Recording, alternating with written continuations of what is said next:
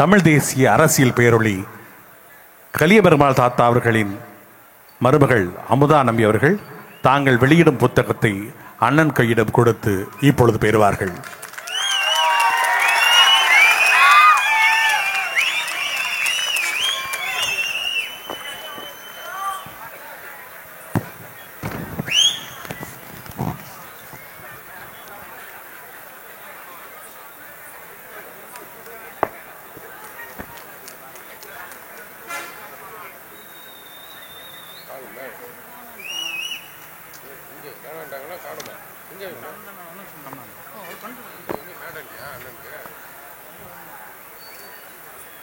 தொடர்ந்து புலியின் பாய்ச்சல் மேடையில்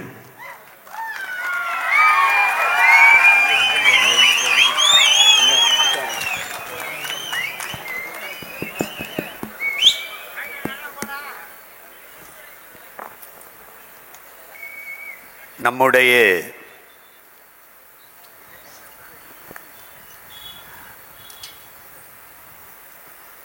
போற்றுதலுக்கும் வணக்கத்திற்கும் உரிய பெருமக்கள்,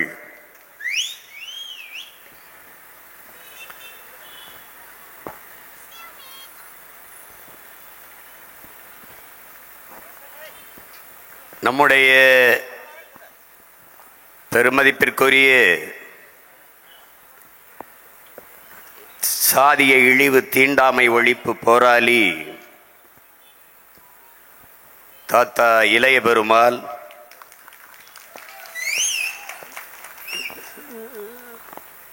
சமூக நீதியினுடைய காவலன் தாத்தா ஆனைமுத்து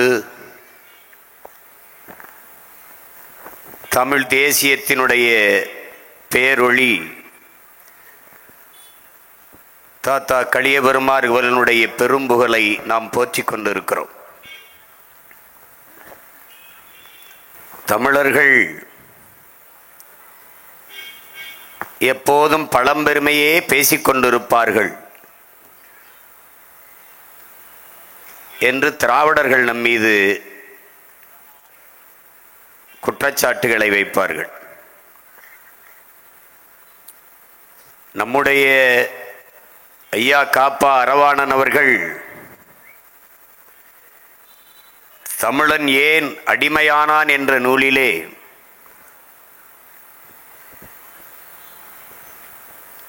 நம்முடைய வரலாற்றை, நம்முடைய இனத்தின் பெருமைகளை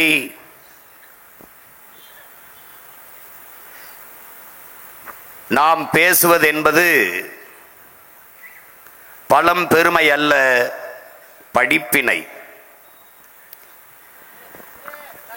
நம் முன்னவர்களை போற்றுவதென்பது நாம் பீற்றிக் கொள்வதற்காக அல்ல, நம்மை நாமே தேற்றிக் கொள்வதற்கு என்று பதிவு செய்கிறார். அப்படி நம்மை நாமே தேற்றிக் கொள்கிற நிகழ்வுதான் இங்கே நடந்து கொண்டிருக்கிறது.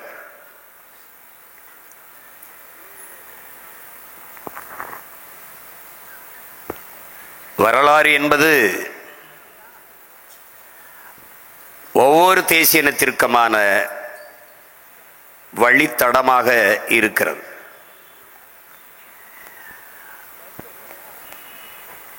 அதனால்தான் நம் உயிர் தலைவர்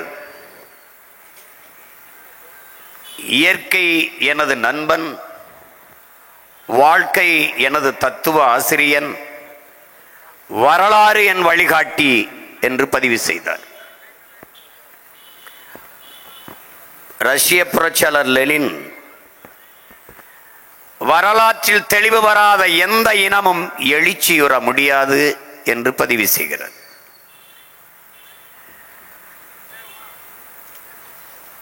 வியட்நாம் விடுதலைக்கு புரட்சி செய்த ஹோசிமின் வரலாற்றை மறந்துவிட்ட இனம் சுடுகாட்டில் இறந்து கிடக்கிற பிணம் என்று குறிப்பிடுகிறார். வரலாற்றை படிக்காதவன் வரலாற்றை படைக்க முடியாது என்கிறார் அறிவாசான் அண்ணல் அம்பேத்கர் அவர்கள்.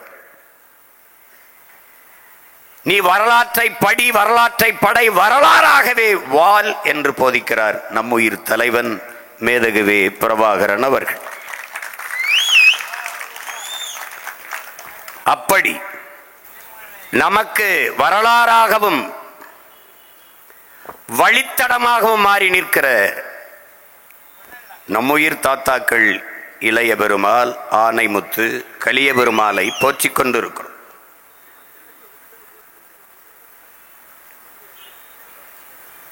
உணர்வெழுச்சி மிக்க இந்த நிகழ்விலே ஒன்று கூடியிருக்கிற என் உயிர் சொந்தங்கள் எல்லோருக்கும் என்னுடைய அன்பும் வணக்கமும்.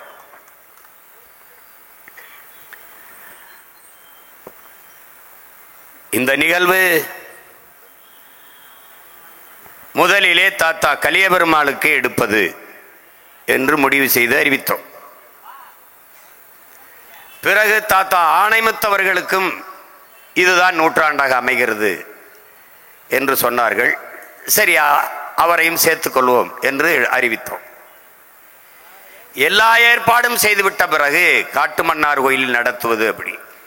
இடம் எங்கே என்று கேட்ட பிறகு தாத்தா இளைய பெருமாள் சிலைக்கு அருகிலே என்று சொன்னார்கள். இளைய பெருமாள் அவருக்கும் இதுதான் நூற்றாண்டாக அமைகிறது. எல்லோருமே 1924 தான் பிறந்திருக்கிறார்கள். தமிழ் பேரினத்தின் எழுச்சி பிறந்த நாளாக வரலாற்றில் அது ஒரு சிறப்பு மிகுந்த ஒரு நாள்தான்.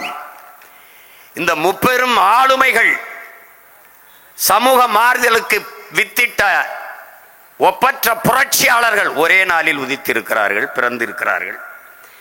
அப்போது கடைசியாக தாத்தா இளைய பெருமாளுக்கும் நம்முடைய பெரும்புகழ் வணக்கத்தை செலுத்துவோம் என்று இந்த நிகழ்வை பெரும்புகழ் போற்றும் பெரும் விழாவாக தமிழ் பேரினத்தின் இந்த தலைமுறை பிள்ளைகள் நிகழ்த்தி கொண்டு இருக்கிறோம். இதிலே வரலாற்றில் புறக்கணிக்கப்பட்ட இனத்தின் மக்கள் ஒரு நாள் தங்களுக்கான வரலாற்றை தாங்களே எழுதுவார்கள் என்று புரட்சியாளர் அம்பேத்கர் அவர்கள் நமக்கு கற்பிக்கிறார். அப்படி வரலாற்றிலே புறக்கணிக்கப்பட்டு நிராகரிக்கப்பட்டு மறைக்கப்பட்ட இனத்தின் பிள்ளைகள் நாங்கள் எங்களுக்கான வரலாற்றை நாங்களே இப்போது எழுதி கொண்டிருக்கிறோம். எங்களுடைய வரலாற்று தடங்களை, வரலாற்று நாயகர்களை தமிழ் இளம் தலைமுறையினருக்கு எடுத்து எடுத்து எடுத்து கொடுத்து கொண்டிருக்கிறோம். அதிலே வீரியமிக்க 3 விதைகள் எங்கள் முன்னவர்கள். ஒருவர் சிலையாக, இருவர் படமாக. இங்கே பேசிய எல்லோரும் நம்முடைய தாத்தாக்களை பற்றிய நிகழ்வுகள் எல்லாம், அவர்கள் வாழ்வில் செயல்பட்ட விதத்தை எல்லாம் எடுத்து அழகுறச் சொன்னார்கள். எங்கள் பிள்ளைகள் அழகுற சிறிய காணொளி ஆவணப்படத்தையும் திரையிட்டார்கள். அவர்களுடைய எங்களுடைய அம்மா அமுதா நம்பி அவர்கள் குறிப்பிட்டது போல அவர்களுடைய அரும்பெரும் செயல்பாடுகளில் ஒரு துளிதான், கடலில் அது ஒரு துளி, அவ்வளவுதான்.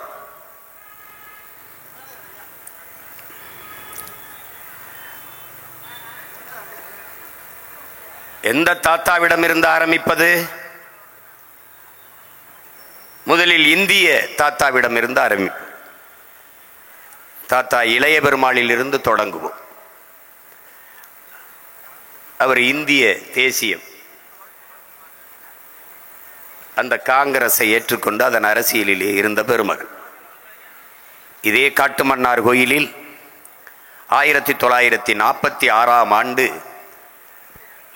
தாழ்த்தப்பட்டு வீழ்த்தப்பட்டு உரிமை இழந்து நிற்கிற ஆதி திராவிட, நமக்கு ஆதி திராவிடர் அல்ல, ஆதி தமிழர்கள், அவர் தொடங்கிய காலத்தில் ஆதி திராவிட நலத்திற்காக, உரிமைக்காக ஒரு சங்கத்தை தொடங்கி அந்த மக்களின் உரிமைக்காக போராடத் தொடங்குகிறார். அது தொடங்கப்பட்டு ஓராண்டு நிறைவுறுகிற போது 1947 ஒரு பொங்கல் விழாவிலே அந்த சங்கத்திற்கு தாத்தாவை தலைமையேற்க சொல்கிறார்கள். அவர் இந்த தென்னார்காடு மாவட்டம் முழுவதும் பயணித்து சிதம்பரம், காட்டுமன்னார் கோயில், இப்படி பல இடங்களில் பயணித்து அந்த மக்களுக்காக பணியாற்றி தமிழ் பெரும் மக்களிடத்திலே தலைவர் என்றாலே தாத்தா இளைய பெருமாள் பெயர்தான் நினைவுக்கு வருகிற அளவிற்கு பணியாற்றி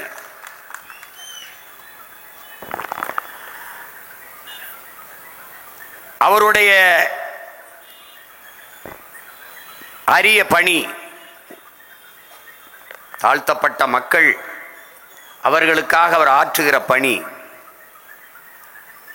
அவர் எடுத்த முன்னெடுப்பு ஆட்சியாளர்கள் பார்வையிலே தீவிரவாதமாக நக்சல் இயக்கம் போல பட்டவுடன் அவரை அடக்குவதற்கு ஒடுக்குவதற்கு முயற்சி செய்த காலத்தில் தாத்தா காமராஜர் அவர்கள் இளைய பெருமாளை அப்படி விட்டுவிட முடியாது, அவன் இந்த மண்ணுக்கானவன் மக்களுக்கானவன் என்று அவரை அழைத்து கொண்டு போய், நீ செய்கிற வேலையை இந்த கட்சியில் இருந்து பொறுப்பில் இருந்துகிட்டு செய்யினே என்று சேர்த்து 1952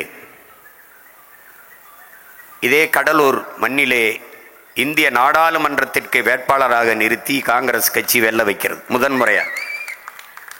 அதன் பிறகு சிதம்பரம் நாடாளுமன்ற உறுப்பினராக 1957 ஒரு முறை, பிறகு 62 ஒரு முறை, 3 முறை தொடர்ந்து மக்களவைக்கு வென்று சென்ற மகத்தான தலைவன் நம்முடைய தாத்தா பெருமைக்குரிய இளைய பெருமாள் அவர்கள்.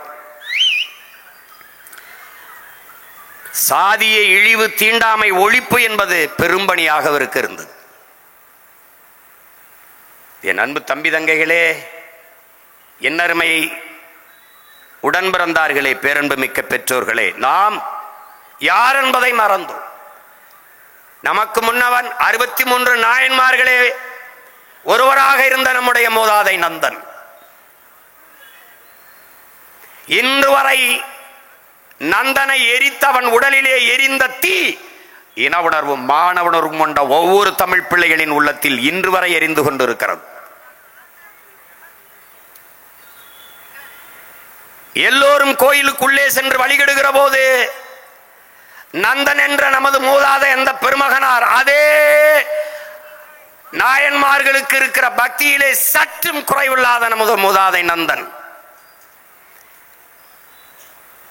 எந்த வழியிலும் அவர்களுக்கு இணைவாக சிவனை நேசிக்கிறது குறைவான ஒரு பக்தன் அல்ல. அவன் தீண்டத்தகாதவன், தீண்டப்படாதவன், கோயிலுக்குள்ளே நுழைய அவனுக்கு அனுமதி இல்லை என்று வெளியிலே நிறுத்தி நந்தன் வெளியிலே நின்று வழிவிட்டுக் கொண்டிருந்தார். நந்தனார் சரித்திரம் படமாக வந்து பார்த்தால் நந்தன் சிவ கோயிலில் போய் வழிபடுவதற்கு அனுமதி கேட்கும் போது அந்த ஆண்டை எப்படி மறுத்து பேசுவார் என்பதை இந்த காட்சி இன்றும் வலைகளில் கூட தம்பிகள் துண்டு காணொலியாக வெட்டி பரப்புகிறார்கள், பாருங்கள் தெரியும். அந்த வழி இருக்கிற ஒவ்வொரு மகனும் பயணிக்க வேண்டிய வழி தமிழ் தேசிய அரசியல் வழிதான்.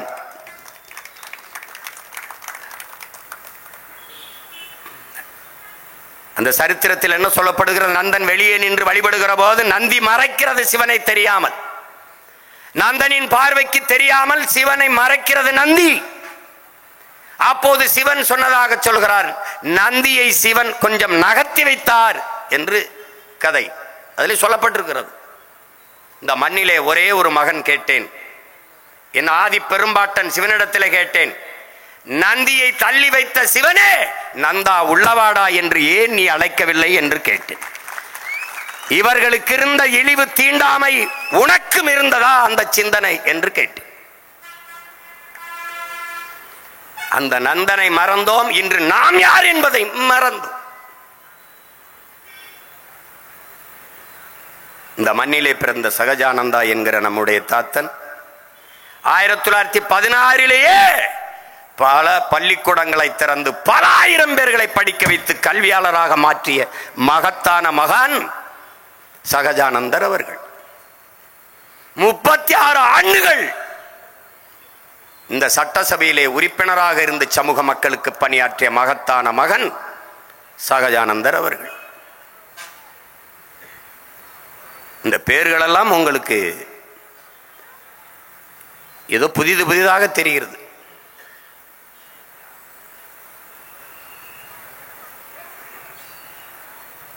நம் இன அடையாளங்களை, நமது முன்னோர்களை, நமது இன வரலாற்றை மறைத்தால்தான் இவர்கள் அதிகாரத்தில் இருக்க முடியும் என்பதாலேயே இதை திட்டமிட்டு செய்தார்கள்.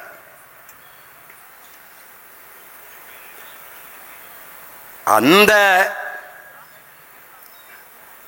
நந்தனாரை போற்றுகிற காலம் இப்போது வருகிறது. நந்தனார் பெருவிழா எடுக்கிற காலம் இப்போது வருகிறது. சகஜானந்தாவை கொண்டாடுகிற காலம் இப்போது வருகிறது.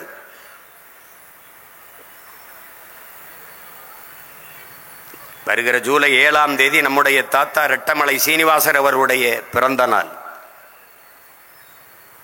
பிறப்பின் அடிப்படையிலே உயர்ந்தவன் தாழ்ந்தவன் என்ற பாகுபாடு பாராட்டுகிற இந்த கோட்பாட்டை தகர்த்து எரியாமல், இதற்கு மாற்றாக நீ ஒரு மாற்று கோட்பாட்டை உருவாக்கி கொள்ளாத வரை உனக்கு விடுதலை இல்லை என்ற பெருமுழக்கத்தை முன்வைத்த பெருமகனார் நம்முடைய தாத்தா ரெட்டமலை சீனிவாசன் அவர்கள்.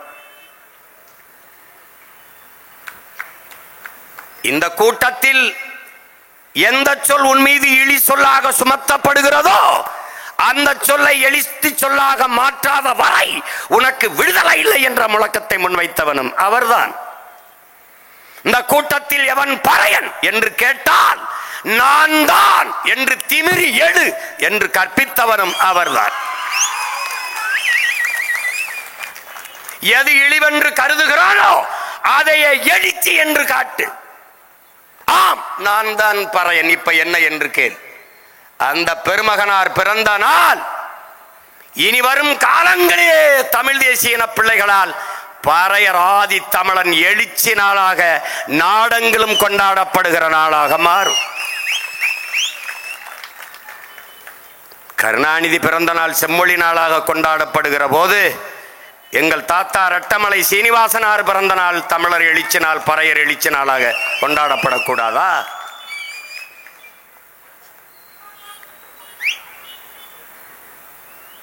மூன்று முறை இந்திய நாடாளுமன்றத்திலும், ஒரு முறை 1980 எக்மோர் தொகுதியிலே நின்று வென்று சட்டசபை தேர்தலிலும் வென்று இந்த மக்களுக்கு அரும்பணி ஆற்றிய பெருந்தகை நம்முடைய தாத்தா இளைய பெருமானவர்கள். 1950 காலகட்டங்களில் பறையடிப்பது இழிவு என்று கருதப்பட்ட காலம். அது சாவுக்கடிக்கிற வரை, அது தாழ்த்தப்பட்டவன் அடிக்கிற இசைக்கருவி என்ற நிலை இருந்தது. அதை இழிவென்று தாத்தா இளைய பெருமாள் அவர்கள் கருதினார்கள். அதற்கு எதிராக பரப்புரை செய்து இந்த நிலையை ஒழிக்க வேண்டும், சாவுக்கு பறையடிக்க அந்த நிலையை மாற்ற வேண்டும் என்ற போராடிய பெருமகன் நம்முடைய தாத்தா இளைய பெருமாள் அவர்கள். அந்த போராட்டத்தின் விளைவு இன்று என்ன? அவனுடைய பேர பிள்ளைகள் வந்தோம். அது சாதி பறை அல்ல, ஆதி பறையடா. அதை அடித்து பகை முகத்தில் அறையடா என்ற முழக்கத்தை இந்த பேரன் இந்த மன்றத்திலே தமிழ் கூறும் நல்லுலகிலே வைத்தேன். அது சாதி பறை அல்ல, ஆதி பறை. அதை அடித்து பகை முகத்தில் அறையடா என்று அடித்தேன். இன்றைக்கு படித்தவர்கள் எல்லோரும், ஏன் வெளிநாட்டுக்காரர்களோட வந்து நம்முடைய பறை இசையை, அது ஆதி இசை, தொன்மை இசை, தமிழனின் மூத்த இசை. அறிவார்ந்த பெருமக்களே, எண்ணிலும் இளையன் தம்பி தங்கைகளே, தமிழன் யார் என்று கண்டுணர நீ ரொம்ப போராட வேண்டியதில்லை. கூட்டத்தில் எழுந்து பறையை எடுத்து ஆடி, எவன் தன்னை எரியாமல் ஆடுகிறானோ அவனை எல்லாம் தனியா எடு. அவனெல்லாம் தமிழன், அவன் பரம்பரை இசையடா, அவன் ரத்த நாளங்களிலே ஊறி இருக்கிறதா பறையின் இசை. எந்த இசை அடித்தாலும் ஆவேசம் வராது, ஆட்டமும் வராது.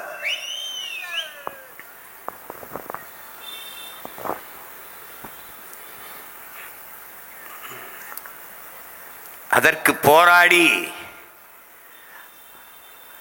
அது சாதி பறையல்ல, ஆதி தமிழன் இசை கருவி என்று மாற்றிய பெருமகன் நம்முடைய தாத்தா இளைய பெருமாள் அவர்கள்.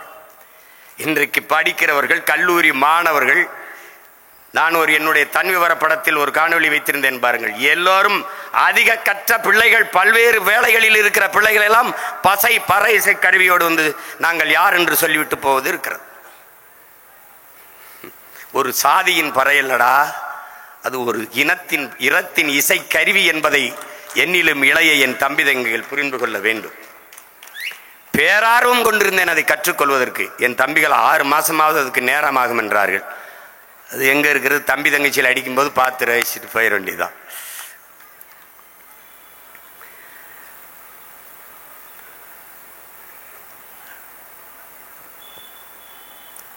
அரசியல் சாசனத்திலே சாதிய இழிவு தீண்டாமை ஒழிப்புக்கு சட்டம் வந்த பிறகும் 1955 இது நடைமுறைக்கு வந்துட்டது, தீண்டாமை ஒழிப்பு சட்டம். ஆனாலும் அந்த தீண்டாமை கொடுமை நாடெங்கிலும் ஒளிந்தவாடு இல்லை. பிறகு அன்றைக்கு பிரதமராக இருந்த அம்மையார் இந்திரா காந்தி அவர்கள் 1965 இளைய பெருமாள் தீண்டாமை ஒழிப்பு கமிட்டி, தாத்தா இளைய பெருமாள் பெயரிலேயே 8 பேர் கொண்ட குழுவை அமைத்து அதற்கு தலைவராக நம்முடைய தாத்தா இளைய பெருமாள் அவர்களை நியமித்து இங்கே ஆவணத்தில் காட்டினார்கள். நாடெங்கிலும் பயணம் செய்து, என் தம்பி துரைமுருகன் குறிப்பிட்டது போல பிசிஆர் ஆக்ட் என்ற தாழ்த்தப்பட்ட மக்களின் மீது நிகழ்த்தப்படுகிற வன்கொடுமைக்கு எதிரான சட்டத்தை கொண்டு வந்த பெருந்தகை நம்முடைய தாத்தா இளைய பெருமாள் அவர்கள்.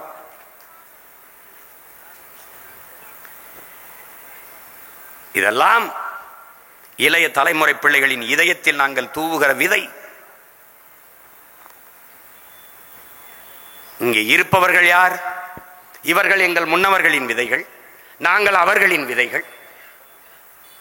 விதைத்தவர்கள் உறங்கிவிட்டார்கள், ஆனால் விதைகள் உறங்கவில்லை. என் முன்னவர்கள் விதைத்த விதையில் ஒற்றை மகன் சீமான் என்கிற விதை வந்தது. 37 லட்சம் விதைகள் முளைத்திருக்கிறது இந்த மண்ணிலே. இந்த 37 லட்சம் விதைகளும் விழுந்து எழுந்தால் 3 கோடி 4 கோடியாவது எம்மா நடக்காமல் போய்விடுமா என்ன?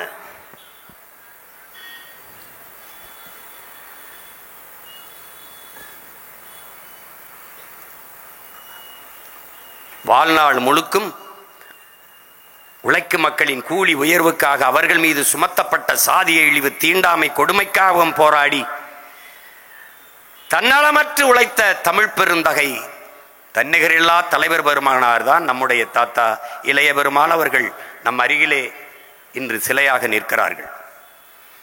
இதெல்லாம் இனிவரும் காலங்களில் சிலையை பார்க்கிற போதெல்லாம் அவரை பற்றிய சிந்தனை, அவருடைய ஈகம், அவருடைய அர்ப்பணிப்பு, அவருடைய செயல்பாடுகள் உங்கள் நினைவுக்கு வந்து போக வேண்டும். அவரை பற்றிய புத்தகங்கள், செய்திகளை தேடி தேடி இளைய தலைமுறை பிள்ளைகள் படிக்க வேண்டும்.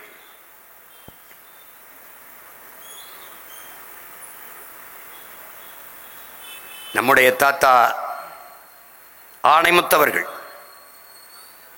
இந்தியத்தில் தொடங்கி திராவிடத்தில் தொடர்கிறேன். தாத்தா ஆணைமுத்தவர்கள்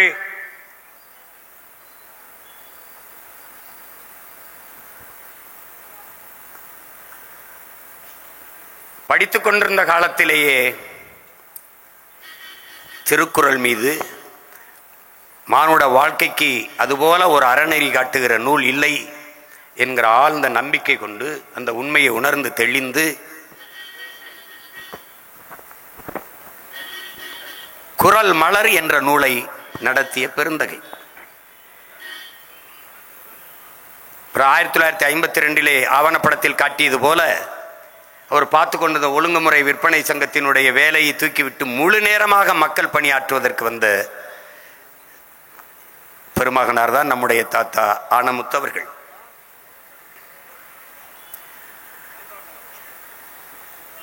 இங்கே சமூக நீதி, இடப்பங்கீடெல்லாம் பேசுகிறோம்.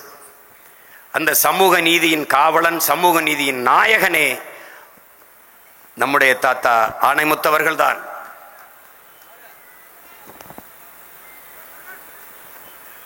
ஆயிரத்தி 1950 தாழ்த்தப்பட்ட இந்த மக்களுக்காக, பழங்குடி மக்களுக்கான இடஒதுக்கீடு, இடப்பகிர்வு வந்துவிட்டது. 1943 வெள்ளக்காரர்களே அதை கொடுத்து விட்டார்கள். ஆனால் 1950 இருந்து அது நடைமுறைக்கு வருகிறது. அதனால் பிற்படுத்தப்பட்ட ஒடுக்கப்பட்ட மக்களுக்கான இடஒதுக்கீடு இல்லை. அது 1994 வரை செயலாக்கம் பெறவே இல்லை, வரவே இல்லை. இதை பார்த்து ஒடுக்கப்பட்ட பிற்படுத்தப்பட்ட மக்களின் வாழ்க்கையில் கல்வி, வேலைவாய்ப்பு, அரசியல் அதிகாரம் எதுவும் கிடைக்காத ஒரு இருள் சூழ்ந்திருந்த நிலையில் பேரொழியாக வந்த பெருமகன் நம்முடைய தாத்தா ஆணைமுத்து அவர்கள் 1978 தன்னுடைய தோழர்களோடு வட இந்தியா முழுமைக்கும் பயணம் செய்த அந்த நாட்டில் அன்றைக்கு இருந்த ஆட்சியாளர்கள், குடியரசுத் தலைவர்கள், ஒவ்வொரு மாநிலத்தின் முதல்வர்கள், நாட்டின் பிரதம அமைச்சர் எல்லோரையும் சந்தித்து ஒடுக்கப்பட்ட பிற்படுத்தப்பட்ட மக்களுக்கான இடஒதுக்கீடு, இடப்பகிர்வு, விகிதாச்சார அடிப்படையிலானவர்களுக்கு பங்கீடு, அது தேவை, அது ஏன் என்பதை வலியுறுத்தி ஒற்றை மகனாக பேசி பேசி பேசி பேசி பெரும் கிளர்ச்சியை ஏற்படுத்தியவர் நம்முடைய தாத்தா ஆணைமுத்து அவர்கள். வாழ்நாளில் அந்த பெருமக்களோடு அருகில் இருந்து அமர்ந்து சந்தித்து பேசுகிற பெரும் வாய்ப்பை பெற்றவன் என்பதில் நான் என் பிறவி பயனை அடைந்திருக்கிறேன். இந்த மண்ணிலே ஒற்றை மகனாக உழைத்து அரும்பாடாற்றி எல்லோருடைய சம்மதத்தையும் பெற்று அவர் 1980 மண்டல் என்கிறவர் தலைமையிலே ஒரு குழுவை அமைத்தார்கள். 78 தாத்தா போய் பயணம் செய்கிறார். 79 மண்டல் என்கிற ஒரு ஓய்வு பெற்ற நீதிபதி தலைமையிலே மண்டல் கமிஷன், மண்டல் குழு அமைக்கிறார். கடைசியாக 1982 தான் அதை நாடாளுமன்றத்தில் இந்த அறிக்கையை தாக்கல் செய்கிறார்கள். பிறகு நாடெங்கிலும் கிளர்ச்சி, உங்களுக்கு தெரியும், மண்டல் கமிஷனை எதிர்த்து பெரிய கிளர்ச்சி, பெரிய போராட்டம் வருகிறது. அப்போது விபி சிங் பிரதமராக 1990 இதற்கான ஆணையை பிறப்பிக்கிறார். அப்போதும் அது செயல்பாட்டிற்கு வரவில்லை. 1994 தான் அதில் செயல்பாட்டிற்கு வருகிறது. அந்த ஒற்றை மகன் போராடி பெற்றுக் கொடுத்த இடஒதுக்கீடு தான் இன்றைக்கு ஒடுக்கப்பட்ட பிற்படுத்தப்பட்ட மக்கள் நாம் அனுபவித்துக் கொண்டிருக்கிற இடஒதுக்கீடு. 69 விழுக்காடு இன்னைக்கு இடஒதுக்கீடு பெற்றிருக்கிறது என்றால் அது ஒரே ஒரு மகனின் ஈடுபாட்டான அர்ப்பணிப்பான உழைப்பு. அந்த உழைப்பிற்கு உரிமையாளர் நம்முடைய தாத்தா பெருமைக்குரிய ஆணைமுத்து அவர்கள் என்பதை எவரும் மறுக்க முடியாது. அந்த காலகட்டத்தில் அன்றிலிருந்து இன்று வரை இந்த சாதனைக்காக அவர் எந்த சான்றிதழையும் பெறவில்லை. யாருடைய பாராட்டிற்கும் நன்மதிப்பிற்கும் அவர் நின்றதும் இல்லை. எனக்கு தெரிந்து ஒரே ஒரு மகன்தான் இந்த நாட்டில் இடஒதுக்கீட்டு இந்த சமூக நீதி நாயகன், மண்டல் நாயகன் நம்முடைய தாத்தா ஆணைமுத்து அவர்களை அழைத்து உள்ளரங்கிலே நிகழ்வு நடத்தி பாராட்டிய ஒரே ஒரு தலைவர் நம்முடைய மருத்துவர் ராமதாஸ் அவர்கள் மட்டும்தான். அந்த பாராட்டு கூட்டத்திலே முன் இருக்கையிலே இருந்து கைதட்டிய மகன் நான் என்பதால் அதை நான் இந்த இடத்திலே பதிவு செய்கிறேன். வேற எந்த திராவிட இயக்கமும் எந்த அரசியல் இயக்கங்களும் இவ்வளவு பெரிய சாதனையை ஒற்றை மகனாக சாதித்து தமிழ் பெருங்குடிக்கு தந்திருக்கிறார் என்று பாராட்டவில்லை, போற்றவில்லை. ஆனால் அவர்கள் போராடியது, அவர்கள் அர்ப்பணித்து நின்றது ஒரு தலைமுறை நம்மளை போற்றும் கொண்டாடும் என்பதற்காக அல்ல, தாங்கள் பிறந்த சமூகத்திற்கு செய்ய வேண்டிய பிறவி கடமை என்று செய்தார்கள். ஒரு மனிதன் வாழும் வரை தனக்காக வாழ்ந்து இறந்தால் அவன் மனிதன், வாழும்போது பிறருக்காக வாழ்ந்து இறந்தால் அவன் புனிதன். அப்படி புனிதமான மகான்கள் தான் நம்முடைய தாத்தாக்கள் மூவர். இந்த உலகம் என் அன்பு தம்பி தங்கைகளை யாருக்கும் மரணத்தை தர மறுப்பதில்லை. ஆனால் வாழும்போது பிறருக்காக வாழ்ந்த ஒருவனை ஒருபோதும் மறப்பதில்லை. அதைத்தான் இன்று நாம் செய்து கொண்டிருக்கிறோம். நமக்காக வாழ்ந்து மறைந்த அந்த மாபெரும் ஆத்மாக்களை நாம் இன்று போற்றிக் கொண்டிருக்கிறோம்.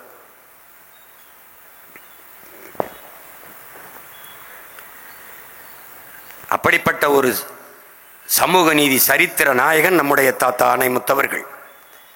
இந்த மண்ணிலே இந்த நிலப்பரப்பு, இந்த நாடு அடிமைப்பட்டு கிடக்கும்போது, அது விடுதலைக்கு போராடி சிறைப்பட்ட போது பெற்ற பிள்ளைகளோடு சிறைக்கு சென்ற வீர பெருமாட்டி நம்முடைய பாட்டியார் அஞ்சலை அம்மாள் அவருடைய அரசியல் உதவியாளராக நம்முடைய தாத்தா பணியாற்றி இருக்கிறார் என்பது வரலாற்றில் பெரும் சிறப்பு.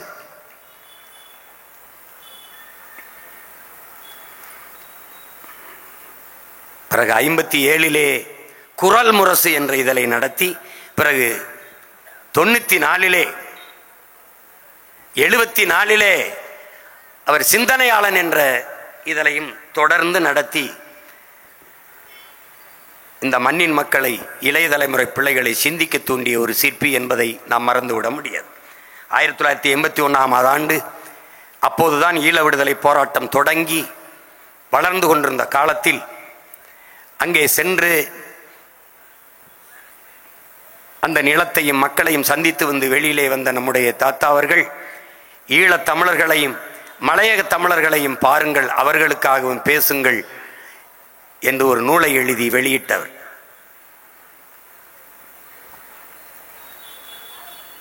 அப்படிப்பட்ட நம்முடைய தாத்தா ஆணைமுத்தவர்கள் ஐயா ஈவே ராமசாமி அவர்களினுடைய பெருந்தொண்டராக இருந்தார். அதே ஐயா அவர்களால் பேரறிஞர் என்று போற்றப்பட்டவர் நம்முடைய தாத்தா ஆணைமுத்தவர்கள். கடைசி வரை இந்த மண்ணுக்கு மக்களுக்குமாக அர்ப்பணித்து நின்று அரும்பாடாற்றிய பெருமகனார் நம்முடைய தாத்தா ஆணைமுத்தவர்கள். இட ஒதுக்கீடு, ஒதுக்கீடா இட பங்கீடா, இதில் தெளிவாக நாம் இருக்க வேண்டும். இட ஒதுக்கீடு ஒதுக்கீடு என்றுதான் ஒதுக்கி ஒதுக்கி வைத்திருக்கிறார்கள். நமக்கு வேண்டியது இட பகிர்வு, இட பங்கீடு.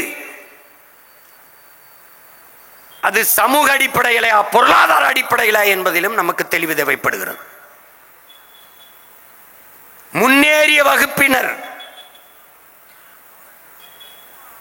சோசியலி ஃபார்வர்டு, எக்கனாமிக்கலி பேக்வர்டும்பா, பொருளாதாரத்தில் பின்தங்கியவர்கள். நாம் சோசியலி எக்கனாமிக்கலி பேக்வர்ட், சமூகத்தாலும் பொருளாதாரத்திலும் பின்தங்கிய மக்கள்.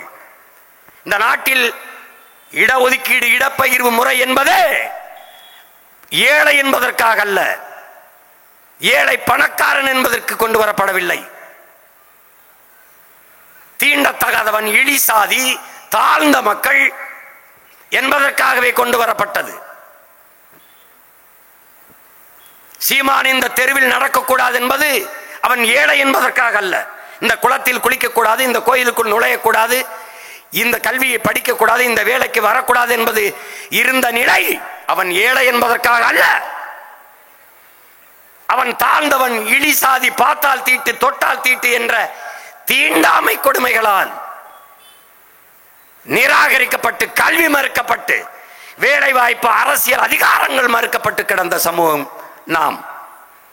அந்த நிலையிலே எதன் பொருட்டு கல்வி, வேலை வாய்ப்பு, அரசியல் அதிகாரம் எனக்கு மறுக்கப்பட்டதோ அதன் பொருட்டே எனக்கு இதெல்லாம் தரப்பட வேண்டும் என்பதற்காக கொண்டு வரப்பட்டதுதான் வகுப்பு வாரி பிரதிநிதித்துவம், சாதி வாரி இடப்பகிர்வு.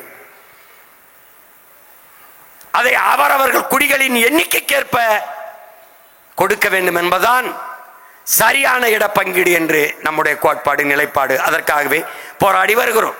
நீங்கள் எடுத்து கொடுக்காதீர்கள், எண்ணி கொடுங்கள். அள்ளி கொடுக்காதீர்கள், அளந்து கொடுங்கள் என்ற கோட்பாட்டை முன்வைத்து நிற்கிறோம். தொடர்ந்து போராடி வருகிறோம். எங்களுடைய கனவு உண்மையான சமூக நீதி என்பது சாதிவாரி கணக்கெடுப்பு, குடிவாரி கணக்கெடுப்பு, அவரவர் எண்ணிக்கைக்கேற்ப இடப்பகிர்வு. அதான் சரியான சமூக நீதி. தேவேந்திரகுல மக்களை பட்டியல் சமூகத்திலிருந்து வெளியேற்றம், பிறகு பஞ்சமன் நில மீட்பு. இதுதான் தமிழ் தேசிய பிள்ளைகளின் பெருங்கனவு.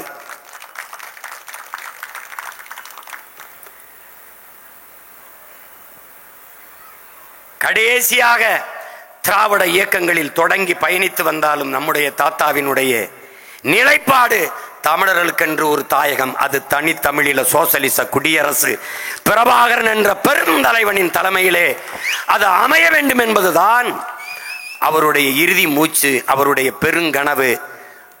அங்குதான் இறுதி நிலைப்பாடு, இறுதி கால், இறுதி தடம் தமிழ் தேசிய தடமாக பதித்தார். நம்முடைய தாத்தா ஆணைமுத்தவர்கள்.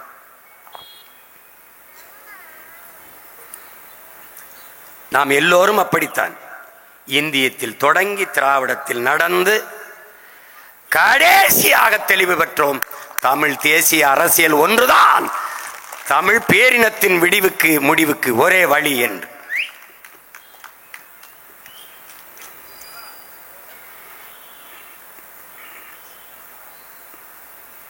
என்னுடைய அம்மா அமுதா நம்பி குறிப்பிட்டது போல இங்கே வரலாற்று நாயகர்கள் நம்முடைய ஐயா வள்ளுவன் இல்லை, ஆனால் தாத்தாவுடைய மகன் இளைய மகன் சோழன் நம்பியார். இந்த வரலாற்றில் பெரும்பங்கு அவருக்கும் உண்டு. சிறை கொட்டடியில் அவரும் வாடினார். தாத்தாவிற்கும் வள்ளுவன் மூத்த மகனாருக்கும் தான் தூக்கு தண்டனை. முதலில் தாத்தாவிற்கு, பிறகு ஐயா வள்ளுவன் அவர்களுக்கும். ஐயா சோழன் நம்பியார் சிறை தண்டனை, ஆயுள் தண்டனை பெற்று உள்ளே. பிறகு விடுதலையான பிறகு நீண்ட நாள் சிறையிலே கழித்து விட்டதால் சிறை தண்டனை கைதி, வயசு போய்விட்டது. யார் இவரை திருமணம் செய்து கொள்வார்கள் என்ற போது ஒரு இளைய மகள் என் மாமாவை நான் திருமணம் செய்து கொள்கிறேன் என்று, என் மாமாவை நான் திருமணம் செய்து கொள்ளவில்லை என்றால் வேறு யார் திருமணம் செய்து கொள்வார் என்று துணிந்து வந்து மணந்து கொண்ட மகத்தான மகள் நம்முடைய அம்மா அமுதா நம்பியவர்கள். இன்னும் நம் வரலாற்றின் எச்சங்கள் மிச்சங்கள் நம்மோடு வாழ்ந்து கொண்டிருக்கிறது என்பதை நாம் பெருமையோடு நினைவுபடுத்த வேண்டும், போற்ற வேண்டும். அந்த வயதில் அப்படி ஒரு துணிந்த முடிவை எவரும் எடுக்க முடியாது, எவரும் எடுக்க முடியாது. இன்றைக்கும் நம்முடைய ஐயா சோழன் நம்பியார் அவர்கள் அரும்பாடாற்றுகிறார் தமிழ் சமூக ஒருமைக்கு. அன்றைக்கு தாத்தா இளைய பெருமாளையும் நம்முடைய ஐயா மருத்துவர் ராமதாசையும் ஒன்றிணைத்து தமிழ் சமூகத்தில் பெருஞ்சமூகமாக இருக்கிற பாட்டாளி வர்க்க பாட்டாளி மக்கள், பறையர் சமூக மக்கள், வன்னியரையும் ஆதி தமிழ் குடிகளையும் ஒன்றிணைத்து விட முடியாதா என்று அரும்பணியாற்றினார். அதன் பிறகு நம்முடைய ஐயா மருத்துவர் அவர்களையும் நம்முடைய அண்ணன் திருமாவளவர்களையும் இணைத்து தமிழ் பாதுகாப்பு இயக்கம் என்று தொடங்கி அவரும் அண்ணன் ஓவியர் சந்தானம், ஐயா மருத்துவர் சேதுராமன் போன்றவர்கள், அண்ணன் அரிமதி போன்றவர்கள் அரும்பாடு ஆற்றினார்கள். தமிழ் சமூகத்தின் பிளவு நீங்கி தமிழ் பேரினத்தின் மக்களாக ஒன்றிணைந்து இந்த தமிழர் நிலத்தை தமிழர் ஆளுகிற ஒரு நிலைமையை உருவாக்கிவிட முடியாதா என்று பெரும் கனவு கண்டார். அந்த படையிலே நானும் ஒரு சிறிய தளபதியாக இணைந்து நின்றேன். ஆனால் காலம் அதை எங்களுக்கு அந்த மகத்தான வெற்றியை கையளிக்கவில்லை. ஆனாலும் நாங்கள் துவண்டு விடவில்லை.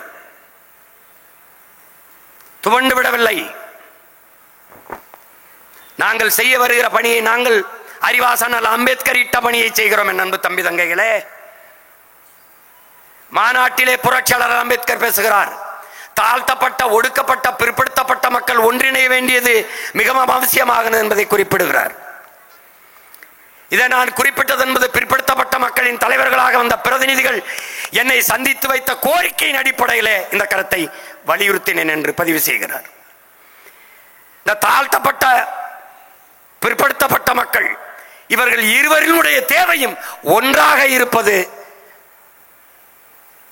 மிகவும் வியப்பாக இருக்கு. இருவருடைய தேவையுமே ஒன்றுதான். ஆனால் அந்த தேவை நிறைவேறாமல் இருப்பதற்கு காரணம் இருவரும் கூட்டமும் இணையாமல் இருப்பதுதான் என்று வருந்துகிறார். அதான் மிகுந்த வேதனைக்குரியது என்று பதிவு செய்கிறார்.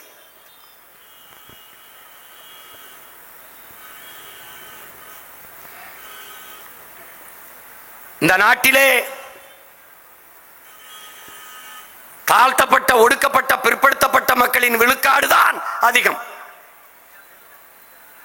ஆனால் இந்த மக்களிடத்திலே அதிகாரம் இல்லாமல் உரிமையிலிருந்து அடிமையாக வாழ வேண்டிய நிலைமை வர காரணம் இந்த ஓர்மை இல்லாததுதான். பிற்படுத்தப்பட்ட மக்கள், ஒடுக்கப்பட்ட மக்கள், தாழ்த்தப்பட்ட மக்களோடு இணைந்து நிற்பதென்பது, அவர்களோடு இணைந்து நின்றால் தாழ்த்தப்பட்ட மக்களுக்கு இருக்கிற சமூக தாழ்வு நமக்கு வந்துவிடும் என்று இவர்கள் அஞ்சுகிறார்கள். அதுதான் அதற்கு காரணம் என்று அறிவாசனல் அம்பேத்கர் பதிவு செய்கிறார்.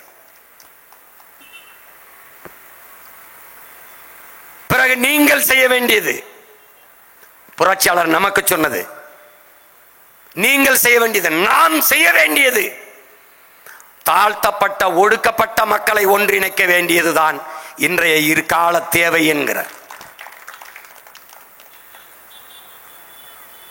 வயது வந்தவர்களுக்கெல்லாம் ஓட்டுரிமை வாக்குரிமை கொடுத்து விட்ட பிறகு இந்த நாட்டின் அதிகாரத்தை பெறுவதென்பது அவர்களினுடைய பெறுவதற்கு எந்த உரிமை தடையும் இல்லை என்று போதிக்கிறார். அப்ப தாழ்த்தப்பட்ட ஒடுக்கப்பட்ட பிற்படுத்தப்பட்ட மக்கள் ஒன்றிணைந்து நின்றால் ஒட்டுமொத்த அதிகாரமும் நமது கைக்கு வரும்.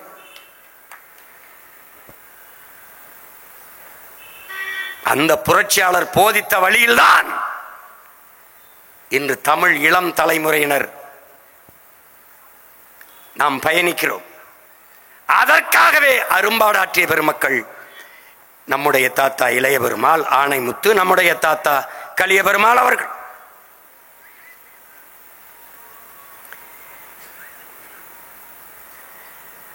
உழைக்கும் மக்கள் உழைத்து உழைத்து ஆண்டைகளுக்கு அறுவடை செய்து கொடுத்துட்டு கூலி நெல் இல்லாமல் பட்டினி கிடக்கிற காலத்தை பார்த்து மனம் பதறி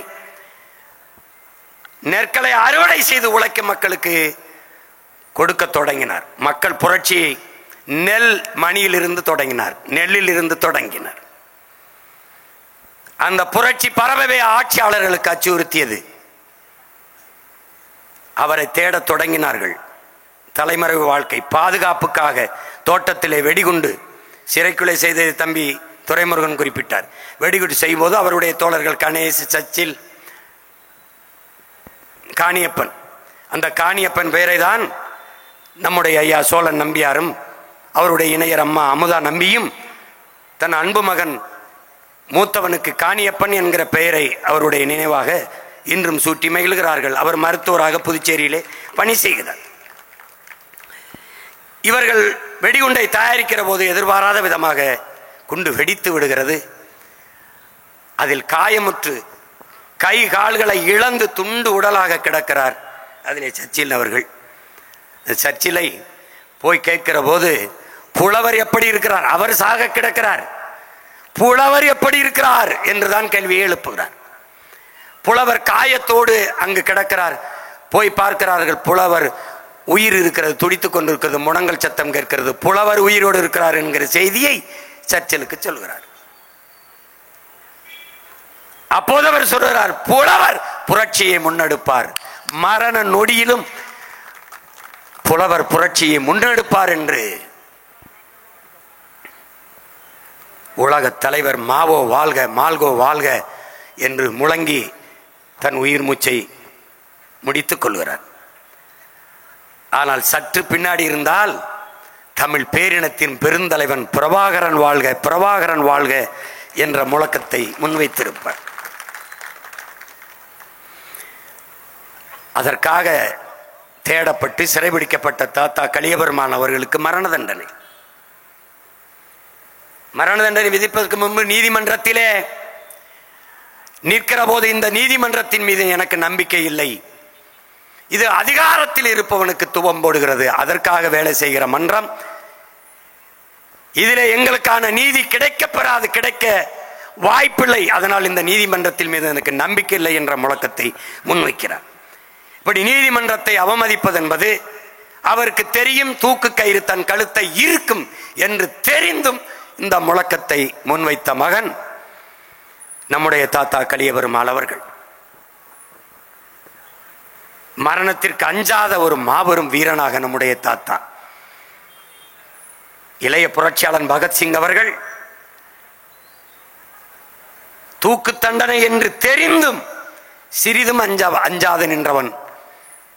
இந்த நிலத்திலே நம்முடைய தாத்தா பகத்சிங் மறிவடியுமாக நின்ற மகன் நம்முடைய தாத்தா கலியபெருமாள் அவர்கள்.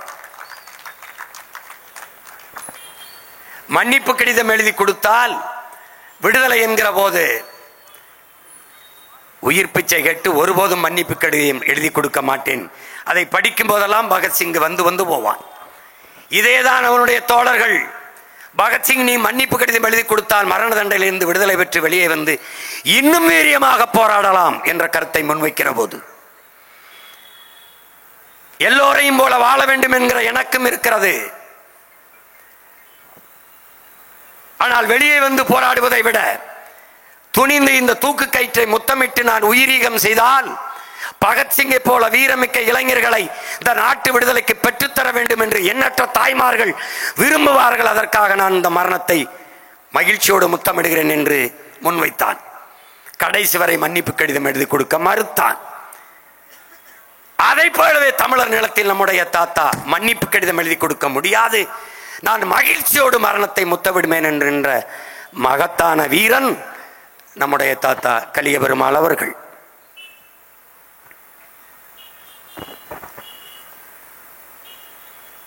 அவர் மரண தண்டனை ரத்து செய்ய சொல்லி ஒருபோதும் போராடலை, மக்கள் போராடி, அதனால்தான் மக்கள் துணையோடு மரணத்தை வென்றேன் என்ற புத்தகத்தை எழுதினார். எங்கள் அம்மா அமுதா நம்பி சொன்னது போல என்னோடு சந்தித்து நிறைய நேரம் 2 பேரும் பேசிக் கொண்டிருந்தார்கள். எனக்கும் பாடம் தான் எடுத்தார். ஒரு நாற்காலி மேலே கால் மேலே காலை அப்படி தூக்கி உட்கார்ந்து போய் இதே சிவப்பு துண்டை போர்த்தி கொண்டு உட்கார்ந்திருந்தார். சந்தித்த இடம் தெய்வ திருமகன் தாத்தா முத்துராமலிங்க தேவருடைய திருமண மண்டபம், தியாகராய நகரிலே, ஹபீபுல்லா சாலையிலே. இங்கு மங்கமாக ஓடிக்கொண்டிருந்த, அப்போது 25 ஆண்டுகள் ஆயிட்டது இல்லை, இங்கு மங்கமாக ஓடிக்கொண்டிருக்கேன், திரைப்படத்துறையில் இருக்கிறேன். என்னை பார்த்து இங்க வா உட்காரு, உனக்கு கொடுக்கறதுக்கு என்கிட்ட ஒன்றும் இல்லை. இது கைப்பையில் ஒரு புத்தகம் வைத்திருந்தார், இதை வச்சுக்க, நான் படிச்சுக்க என்ன அந்த புத்தகத்தை கொடுத்தார். இன்னும் அந்த நினைவு அப்படியே எனக்கு பசுமையாக ஓடுது.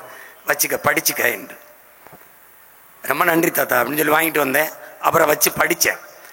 அதை படிக்கும்போது அவருடைய வாழ்க்கை ஒரு பெரிய பயணம், நீண்ட பயணம். வருது ஆயுதமேந்திய கிளர்ச்சியின் மூலம்தான் அடிமை தேசியனத்தின் உரிமையை பெற முடியும் என்கிற ஆழ்ந்த நம்பிக்கை. போராட்டம் போராட்டம் போராட்டம் போராடி வந்து கடைசியாக மக்களை அணிதிரட்டி அரசியல் படுத்தாமல் புரட்சியை முன்னெடுக்க முடியாது. அதான் அவர் முடித்திருப்பது. அவர் முடித்த இடத்தில் பேரன் தொடங்கினேன், மக்களை அணிதிரட்டி அரசியல் படுத்தி புரட்சியை முன்னெடுக்கிறேன். ஒருவன் இந்த மண்ணுக்கு மக்களுக்காக போராடி வந்தால் தன்னை அர்ப்பணிப்பான். தன் மனைவியை, தன் உற்றார் உறவினர்களை, பெற்ற பிள்ளைகளை எல்லாம் களத்திலே அர்ப்பணித்து நிற்க வைத்த மகத்தான மகன் தமிழர் நிலத்திலே ஒரே ஒருவன் தான் நம் தாத்தா கலிய பெருமாள் தான். ஈழ தாயகத்தில் தான் மட்டுமல்ல, தன் மனைவியை, பெற்ற பிள்ளைகளை, அத்தனை பேரையும் தாயக விடுதலைக்கு பலியிட்ட உலக புரட்சியாளன் நம்முடைய தலைவன் பிரபாகரன் தமிழர் நிலத்தில் தன் மனைவியை, பிள்ளைகளை எல்லோரையும் சிறை கொட்டடியிலே வாட வைத்து இந்த அடிமை தமிழ் தேசியனத்தின் உரிமைக்கு களப்பணி ஆற்ற வைத்த மகத்தான புரட்சியாளன் நம்முடைய தாத்தன் கலிய பெருமாள் தான். அப்படி ஒருவன் இருக்கவே முடியாது. குடும்பம் வதைபடுதென்றால் வாயை மூடிக்கொண்டு போய் விடுவார்கள். எத்தனை மன்னிப்பு கடிதம் எழுதி கொடுப்பார்கள். உடனேயே கருணாநிதி போல தலைவர் உண்டா, திமுக போல ஆட்சி உண்டா பேசி விடுவார்கள்.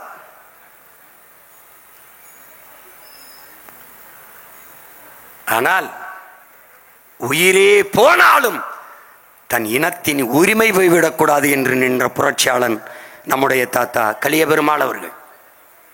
அப்படிப்பட்ட ஒரு கொடுமையை, அப்படிப்பட்ட துயரத்தை தமிழ்நாட்டில் எந்த குடும்பமும் அனுபவித்திருக்க முடியாது.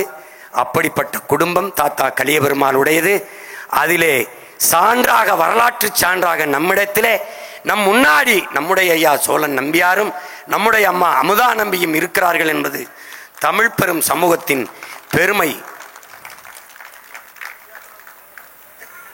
அவர்களை போற்றாது போனால் நாளைய தலைமுறை வரலாற்றை படித்து நம்மை தூற்றும் என்பதை தமிழ் இளம் தலைமுறையினர் நினைவில் வைத்துக் கொள்ள வேண்டும்.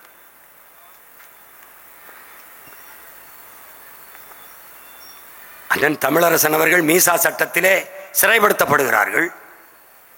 தாத்தா கலிய பெருமாள் திருச்சியிலே சிறையிலே, தம்பி துரை கூட குறிப்பிட்டார். மீசா சிறை கைதி என்பதால் அண்ணனுக்கு கட்டில், நாற்காலி எல்லாம் கொடுக்கிறார்கள், சிறந்த படுக்கை எல்லாம் கொடுக்கிறார்கள். அதை தாத்தாவே எழுதுகிறார்.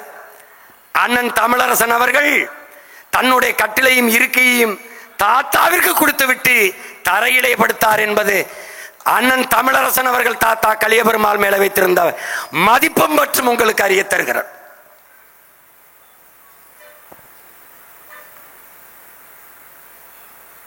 ஒரே நோக்கத்திற்காக நிரண்ட 2 பாதைகள், 2 வழித்தடங்கள் நம்முடைய தாத்தா கலியபெருமாளும்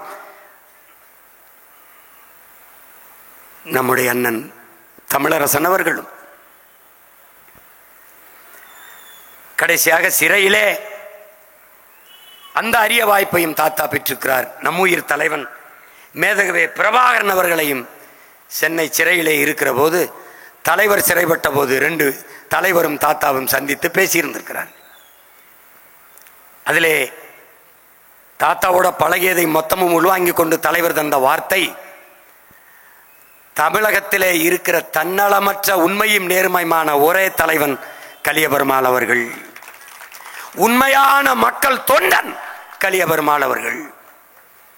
ஆவணப்படத்தில் கூட குறிப்பிட்டார்கள், ஒருவேளை நான் தமிழகத்திற்கு வந்தால் ஐயா கலியபெருமாள் அவர்கள் நினைவிடத்திற்குத்தான் செல்வேன் என்று. என் தலைவன் இந்த கருத்தை சொன்னது ஐயா நெடுமாறன் அவர்களிடத்திலே. என் தலைவன் என்னிடத்திலே சொன்ன கருத்து, தமிழ் இனத்திலே தமிழகத்திலே ஒரு மகத்தான வீரன் என்று குறிப்பிட்டது நம்முடைய ஐயா வீரப்பனார் அவர்களை.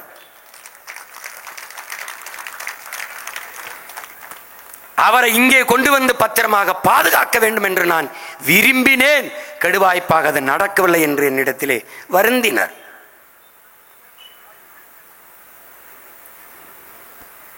ஒரு வீர மகன் வீரத்தை நேசிக்காமல் எப்படி இருப்பார்? வீரத்தை காதலிக்காமல் எப்படி இருப்பார்?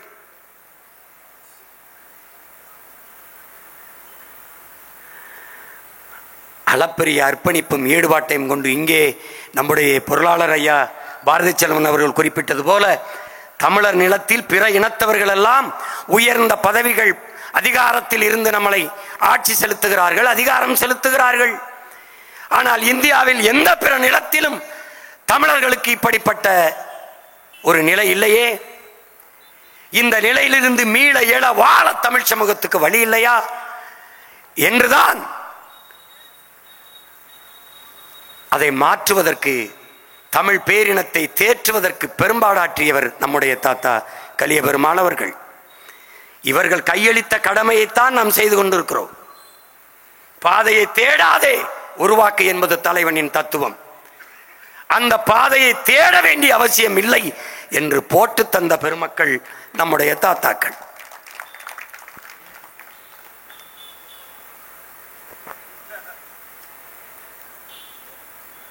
அறிவார்ந்த தமிழ் சமூக தம்பி தங்கைகளே, ஒரு புலவன் ஒருவன் புரட்சியாளனான கதை தெரியுமா? புலவர் கலியபெருமாள் செய்த தியாகம் உனக்கு புரியுமா? புலவன் ஒருவன் புரட்சி செய்த கதை தெரியுமா? புலவர் கலியபெருமாள் செய்த தியாகம் உனக்கு புரியுமா? தமிழா, உனக்கு புரியுமா? அநீதி கண்டு பொறுக்காமல் வெகுண்டு எழுந்தவன், ஆண்டைகளின் அதிகார திமிரை உடைத்தவன்,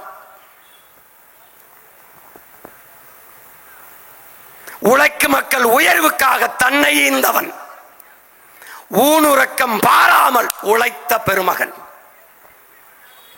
ஆளும் வர்க்கம் நடுங்க நடுங்க படை திரட்டியவன், ஆளும் வர்க்கம் நடுங்க படை திரட்டியவன், பெரும் ஆற்றல் மிக்க தமிழ் அரசனை வழிநடத்தியவன், குடும்பத்தையே கொள்கை வழி நடத்தி சென்றவன், சிறை கொடுமைகளை அவர்களுக்கும் பரிசளித்தவன், சாதியத்தை வேறறுக்க சபதமேற்றவன், தமிழ் சந்ததிக்கு தன் இருப்பை பரிசளித்தவன், தன் தடத்தை பாதையாக்கி தந்தவன், தன் வரலாற்றை தன் போராட்டத்தை நூலாக்கி தந்தவன்.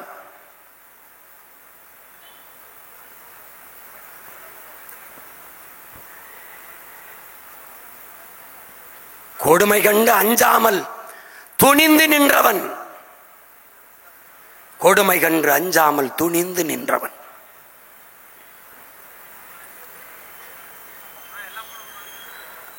கொள்கைக்காக பெரும் துயர பெரும் வலியை தாங்கி நின்றவன்.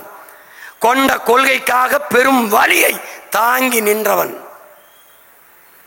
குறிஞ்சி மலரின் காலத்தை சிறையிலேயே கழித்தவன். பாட்டு பாடி பரிசு பெற்ற புலவன் அல்லன். பாட்டு பாடி பரிசு பெற்ற புலவன் அல்லவன். புரட்சி படை நடத்த நம்மையெல்லாம் அழைத்த பெருநெருப்பு அவன். பாட்டு பாடி பரிசு பெற்ற புலவன் அல்லவன். புரட்சி பாதைக்கு நம்மையெல்லாம் அழைத்த பெருநெருப்பவன்.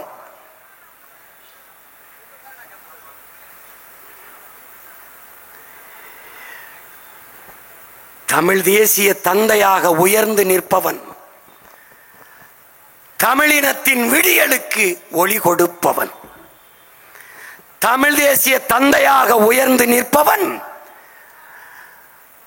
தமிழினத்தின் விடியலுக்கு ஒளி கொடுப்பவன். தமிழீழ தேசியத்தை, தமிழீழ விடுதலையை ஆதரித்தவன். தலைவர் பிரபாகரனால் போற்றப்பட்ட மக்கள் தொண்டனவன்.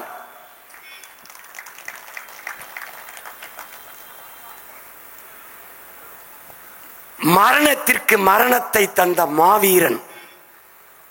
மரணத்திற்கே மரணத்தை தந்த மாவீரன்.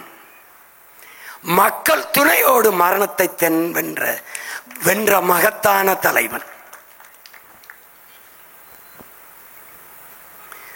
போராட்டம் நெடும் பயணம் அவனின் சொத்து. போராளிகளுக்கெல்லாம் அவன் ஒருவனே வித்து. எழிலமுதன் எழுதிய கவிதை வரிகள் தாத்தாவினுடைய வாழ்க்கையை முழுக்க சுருக்கி மிக அழகாக இதிலே பதிவு செய்திருக்கிறார். இந்த மூவரும் தலைவர் பெருமக்கள், நம்முடைய தாத்தாக்களினுடைய கனவு என்பது தமிழ் பேரினத்தின் மீட்சி, எழுச்சி, விடுதலை என்பதுதான். அதற்கு நமக்கு இருக்கிற வாய்ப்பு என்ன? அடிமைப்பட்டு கிடக்கிற இனத்திற்கு இருக்கிற கடைசி வாய்ப்பு அரசியல் விடுதலை தான். மக்களாட்சியை ஏற்றுக்கொண்ட ஒரு நாட்டில் வாழுகிற மக்களுக்கு இருக்கிற கடைசி கருவி வாக்குதான். இந்த வலிமை மிக்க வாக்கை புரட்சியாளர் அம்பேத்கர் கற்பித்தது போல, வாக்கு என்பது வலிமை மிக்க ஆயுதம்.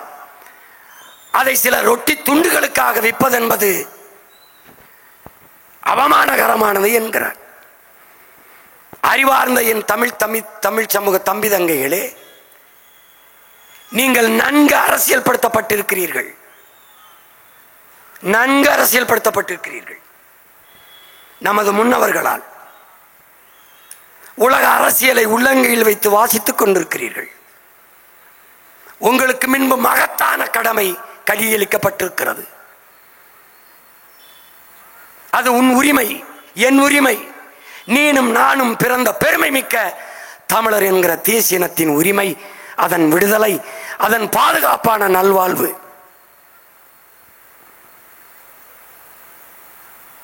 இங்கே நாம் செய்ய வேண்டியது இந்திய திராவிட அரசியலின் சூழ்ச்சியை அறிய வேண்டியது. இந்தியம், திராவிடம் தமிழ் தேசிய மக்களை பிளந்து பிரிக்கும். படையாச்சி, பறையர், தேவர், தேவேந்திரர், நாடார், கோனார், செட்டியார், பிள்ளை, முதலி, கவுண்டர், உடையார், இப்படி பல்வேறு சாதிய கூறுகளாக பிளந்து பிரிக்கும். இந்து, இஸ்லாம், கிறிஸ்தவர் என்று பிளந்து பிரிக்கும். பிரித்து பிரித்து சிதைத்து கூறு போட்டு இது அதிகாரத்தை பெற்று ஆளும். தமிழர்கள் பிளந்து பிரிந்து நின்றால்தான் இந்தியம், திராவிடம் வலிமை பெறும். இதை நன்கு உணர்ந்துகணும். படையாச்சி, பறையர், தேவர், தேவேந்திரர் இந்த நிலத்தில் கெட்டியாக ஒட்டி நின்றால் கருணாநிதி, எம்ஜிஆர், ஜெயலலிதா இவர்கள் இந்த நாட்டை ஆண்டிருக்க முடியுமா என்று அறிவார்ந்த தமிழ் சமூக பெருமக்கள், என்னிலும் இளைய என் தம்பி தங்கைகள், கற்றறிந்த சான்றோர்கள் யாராவது ஒருவர் சொல்லுங்கள். சாதி மதங்களாக நாம் பிளந்து பிரிந்து நின்றோம். இவர்கள் கவனமாக பார்த்து கொண்டார்கள். அறிவார்ந்த தம்பி தங்கைகளே, பழச்சாறு கடையில் கூட விடாது மதுக்கடைகளில் கூட வைத்தார்கள். நூலகங்களிலே கூட விடாது திரை அரங்குகளிலே கூட வைத்தார்கள். சாராய கடைகளிலே வாய்வழியே போதை, திரை அரங்குகளிலே கண் வழியே காது வழியே போதை, வெளியே வந்தால் மீள முடியாத சாதி மத போதை. மயக்கத்திலேயே தமிழ் இள மக்களையும் இன மக்களையும் இளைய தலைமுறை பிள்ளைகளையும் ஆழ்த்தி வீழ்த்தினார்கள். கேளிக்கைகளிலும் பொழுதுபோக்கிலும் அதிக நாட்டம் கொண்ட மக்களை புரட்சிக்கு ஒருபோதும் தயார் செய்ய முடியாது. புரட்சியாளன் அண்ணன் தமிழரசன் அவர்கள் தமிழ் தேசிய அரசியலின் முழுமையான 3 முதன்மையான காரணி, ஒன்று சாதி, இன்னொன்று மதம், மூன்றொன்று மது என்கிறார். கூடுதலாக திரைக்கவர்ச்சி.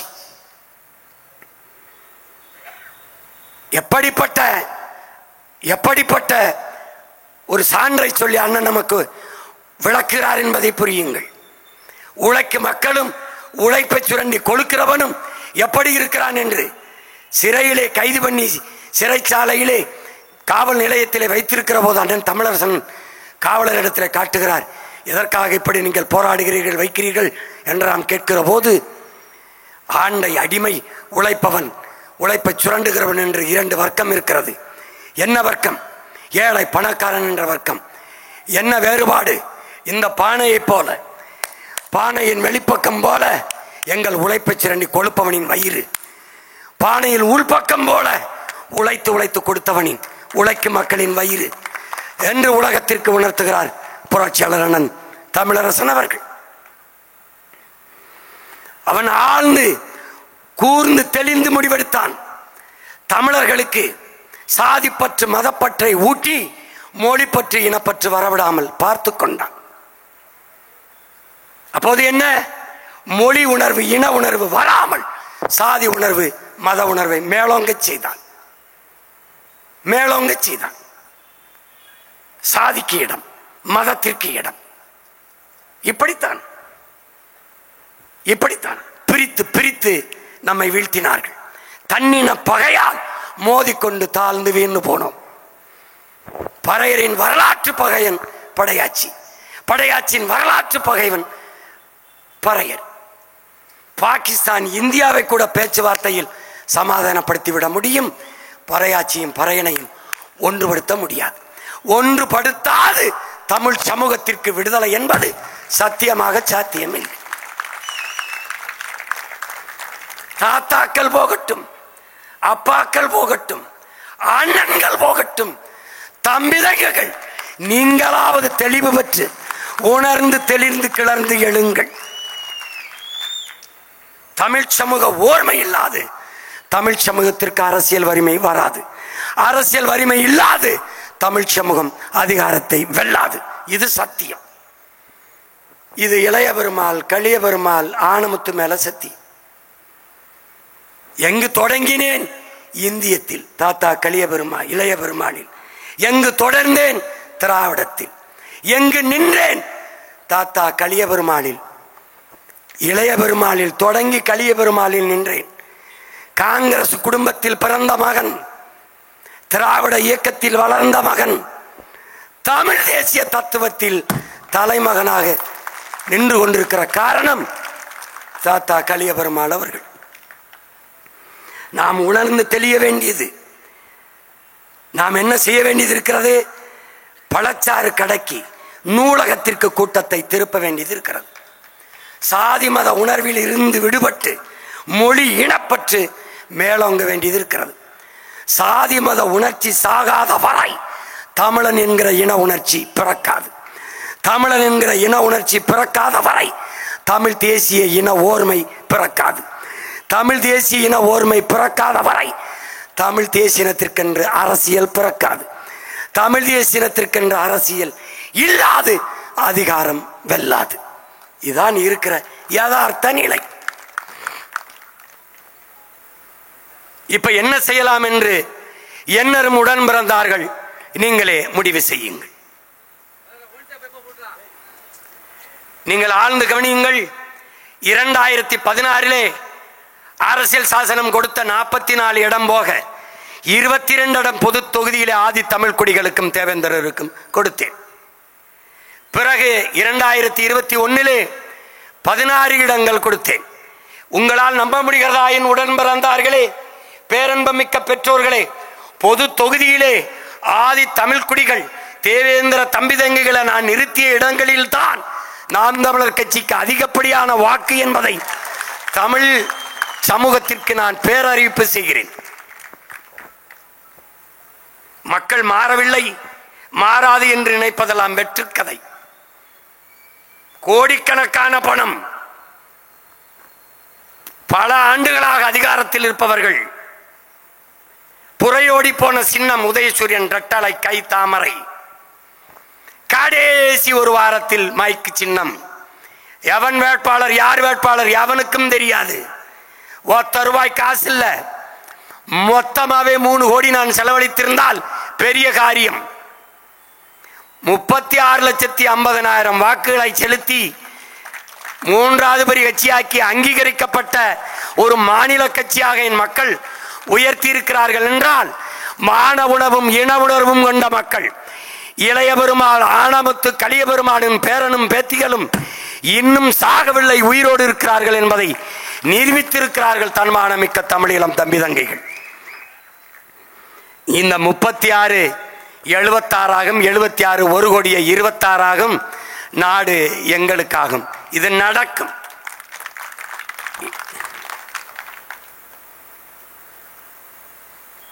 நமக்கு எதிரி யார்? எங்கிருந்து இருக்கிறான்? எங்கிருந்து வந்தான்? நமக்குள்ளே நம்மை நாமே தாழ்த்தி வீழ்த்தி வந்தவன் போனவனுக்கெல்லாம் அதிகாரத்தை கொடுத்து விட்டு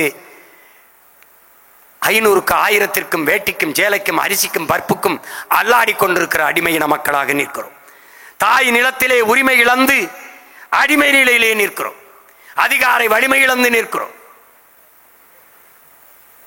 தமிழர் நிலத்தில் ஒரு கட்சி தொடர்ந்து 234 தொகுதியிலும் போட்டியிட்டு தோற்று போன போதும் 5வது முறையும் தனித்து போட்டியிடுகிற ஒரு கட்சி உண்டென்றால் அது நாம் தமிழர் என்ற தன்மானமிக்க தமிழ் பேரினத்தின் அரசியல் பேர் இயக்கம்தான். இந்த துணிவு, இந்த தெளிவு, இந்த நிமிர்வு எங்கிருந்து வந்தது? எமது முன்னவர்களிடத்திலிருந்து. எதற்கும் அஞ்சாத இந்த உரம், இந்த நிமிர்வு எங்கள் உயிர் தலைவன் பிரபாகரனிடத்தில் இருந்து வந்தது. இப்போது நாம் என்ன செய்யலாம்? பொறுத்திருந்து பாருங்கள் 26 நாம் தமிழர் கட்சியின் ஆட்டத்தை. சமூக நீதி அடிப்படையில் ஒரு அரசியல் கட்சி கட்டமைக்கப்பட்டிருக்கின்றால் இந்த நிலத்திலே ஒரே ஒரு அரசியல் கட்சி மட்டும்தான், அது நாம் தமிழர் கட்சி மட்டும்தான். சமூக பிரதிநிதித்துவ அடிப்படையில் எல்லோருக்கும் தேர்தலில் வாய்ப்பு கொடுக்கப்படுது என்றால் அது நாம் தமிழர் கட்சிக்கு மட்டும்தான், நாம் தமிழர் கட்சியிலே மட்டும்தான்.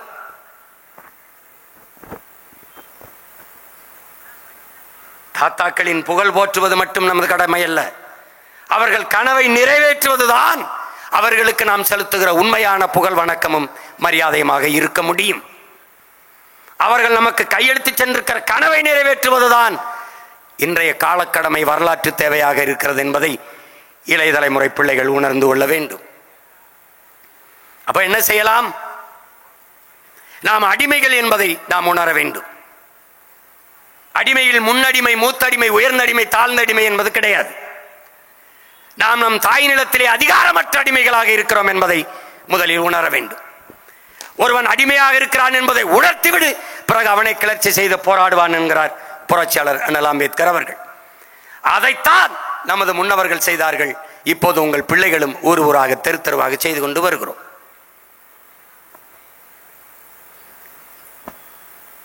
நமது இறுதி இலக்கென்ன? இனத்தின் விடுதலை, உரிமை பெற்ற பாதுகாப்பான நல்வாழ்வு. வருங்கால தலைமுறைகள் நாம் உச்சந்தில் என்று கத்திக்கொண்டிருப்பது போல கத்திக்கொண்டிராது மகிழ்வான வாழ்க்கையை வாழ்வதற்கு ஒரு வாய்ப்பை ஏற்படுத்தி கொடுப்பதுதான். நாங்கள் தான் இடஒதுக்கீடு பெற்றுத் தந்தோம் என்றால் இன்று வரை இடஒதுக்கீடு கட்டி நாம் போராடி கொண்டிருக்கிற நிலைமை ஏன் வந்தது? சமூக நீதியின் காவலர்கள் சாதிவாரி கணக்கெடுப்பு எடுக்க அஞ்சுவது ஏன்? ஏன்?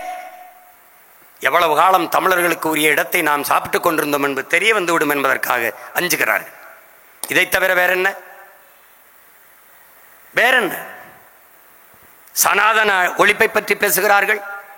பிறப்பினாலேயே ஒருவனுக்கு மிக உயர்ந்த பதவி கிடைத்துவிடும் என்பால், பிறப்பின் காரணத்தினாலேயே உயர்ந்த பதவி பொறுப்பு கிடைத்துவிடும் என்றால் அதுதான் சனாதனம். இவ்வளவு பெரிய நாட்டில் இல்லாத துணை முதல்வர் மறுபடியும் கருணாநிதி வீட்டில் தான் இருக்கிறார் என்று, அதுதான் சனாதனம். கருணாநிதிக்கு மகனாக பிறந்ததனாலே அவர் முதல்வர், அவர் இருக்கும்போது அவர் துணை முதல்வர். ஐயா ஸ்டாலினுக்கு மகனாக பிறந்ததனாலேயே தம்பி உதயநிதி துணை முதல்வர். அப்போது இந்த மண்ணிலே உழைக்கும் அடித்தட்டு மக்கள், அன்றாடங்காட்சிகள், தினக்கூலிகள், பஞ்ச பராரிகள், பாட்டாளி வர்க்கத்தின் சொந்தங்கள், இந்த நிலத்தின் பூர்வீகுடி மக்கள், எங்களுக்கு ஒரு உரிமையும் இல்லையா? நான் தான் உங்களுக்கு 3 விழுக்காடு தந்தேன், நான் தான் உங்களுக்கு 4 விழுக்காடு இடம் தந்தேன். நீங்கள் இருக்கிற இடம் யார் தந்தது? அது நாங்கள் தந்தது. இதை என்றைக்கு நீ உணர்ந்து தெளிகிறாயோ அன்றைக்கு நீ நிமிர்ந்து விடுவாய்.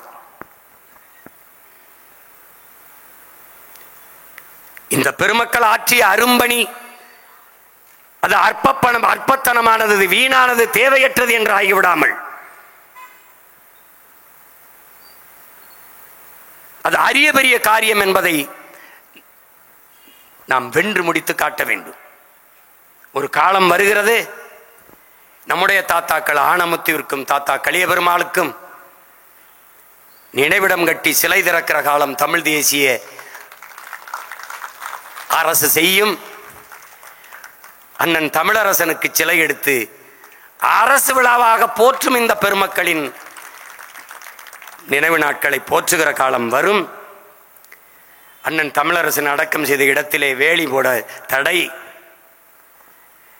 எல்லாவற்றையும் இதய சுவற்றிலே எழுதி எழுதி வைத்திருக்கிற பிள்ளைகள்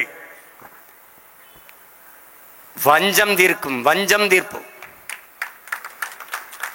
எதையெல்லாம் நீ மறைத்து மூடி எங்கள் அடையாளங்களை ஒடுக்க நினைக்கிறாயோ அதே அடையாளங்களை தூக்கி கொண்டு கிளர்ந்து எழுகிறோம் தமிழ் தேசிய இளம் தலைமுறை பிள்ளைகள்.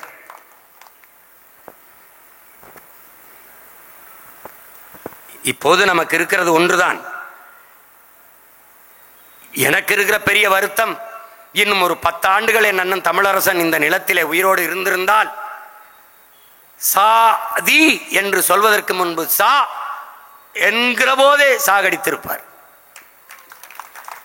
இந்த தமிழ் சமூகம் சாதிய மத உணர்வற்று மொழி இனப்பற்று கொண்டு என்றைக்கோ ஓர்மைப்பட்டு பேரெழுச்சி கொண்ட பேரினமாக மாறி தன் அதிகாரத்தை கைப்பற்றி தன்னுடைய காட்டு வளம், கடல் வளம், நிலவளம், மலைவளம், மண்வளம், மக்கள் நலம் எல்லாவற்றையும் காப்பாற்றி உலகத்தின் தலை சிறந்த இனமாக போயிருந்திருக்கும். அது இல்லாது போனது பெருந்துயரம், பெருங்கொடுமை.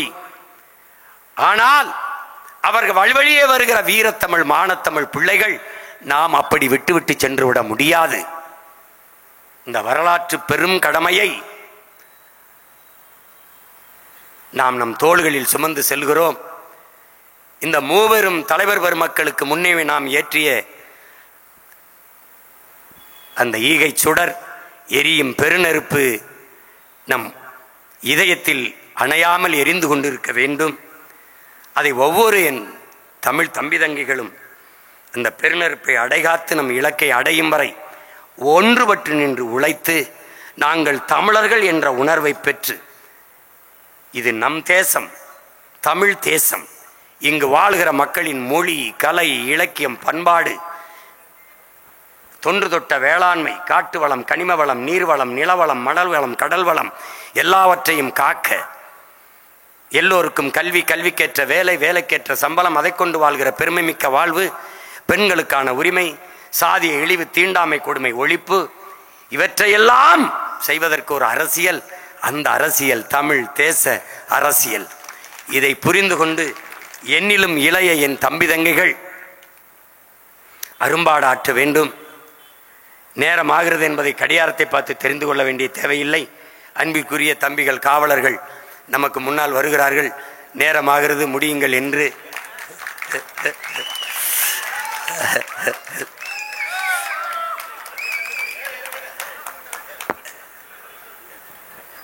முடிவென்பது எங்களுக்கு கிடையாது. எங்கள் இணைத்து விடிவு ஒன்றுதான் எங்களுக்கான முடிவு. இது தொடக்கம்தான். ஜூலை 18ஆம் தேதி நம்முடைய பாட்டனார் அயோத்திதாச பண்டிதருக்கும், நம்முடைய தாத்தா இரட்டைமலை சீனிவாசன் அவர்களுக்கும், தாத்தா MC ராஜா அவர்களுக்கும் பொன்னேரியிலே முப்பெரும் விழா, பெரும்புகழ் போற்றும் பெருவிழா நடக்க இருக்கிறது. வருகிற 8ஆம் தேதி தம்பி அஜித்குமார் படுகொலையை கண்டித்து திருப்போணத்திலே ஆர்ப்பாட்டம் நடக்க இருக்கிறது. நாளை தம்பி ஆம்ஸ்ட்ராங்கின் 1ஆம் நினைவு கூட்டத்திலே சென்று பேச இருக்கிறேன். பிறகு 10ஆம் தேதி ஆடு மாடுகளின் மாநாடு நடக்க இருக்கிறது. ஆகஸ்ட் 2ஆம் தேதி பட்டியல் சமூகத்திலிருந்து தேவேந்திரர் குல வேளாளர்களை வெளியேற்று என்று மாபெரும் கூட்டம் நடக்க இருக்கிறது. அடுத்த நாள் 3ஆம் தேதி ஆடு மாடுகளை நானே ஓட்டிக்கொண்டு மலை ஏறி மாடு மேய்க்கிற பனை ஏறி கல் இறக்கியது போல இருக்கிறது. அடுத்து மரங்களின் மாநாடு. சிரிக்காதீர்கள், ஆழ்ந்து சிந்தியுங்கள். மரங்களின் மாநாடு. மரங்களோடு பேசுவோம், மரங்களுக்காக பேசுவோம் என்று மாநாடு நடக்க இருக்கிறது. நீரின்றி அமையாது உலகு, காடின்றி அமையாது நீர் என்பதை என்னரும் தம்பி தங்கைகளுக்கு உணர்த்துவதற்காகவே மரங்களின் மாநாடு. களத்திற்கு வர இருப்பவர்கள் வரட்டும், களத்திலே நிற்பவர்கள் நாம் தொடர்ந்து நின்று தமிழ் தேசிய அரசியலை வென்று நம் தலைவன் பிரபாகரனின் கனவை நம்முடைய தாத்தாக்கள் இளைய பெருமாள் ஆணைமுத்து கலிய பெருமாளின் கனவை நிறைவேற்றுவோம். என்னரும் தம்பி தங்கைகளே, இந்த நாளில் தமிழ் பெருங்குடி மக்கள் சாதிய மத உணர்ச்சிகளை பின்னுக்கு தள்ளி நாங்கள் தமிழர்கள் என்கிற தேசிய இன உணர்வை முன்னிறுத்தி ஒன்றிணைந்து நம்முடைய இன விடுதலை அரசியலை வென்று முடிப்போம். புரட்சி எப்போதும் வெல்லும். நாளை நமது வெற்றி அதை சொல்லும். நம் இலக்கு ஒன்றுதான், இனத்தின் விடுதலை. தமிழ்தாய் வாழ்க, தலைவர் பிரபாகரன் வாழ்க, நாம் தமிழர்.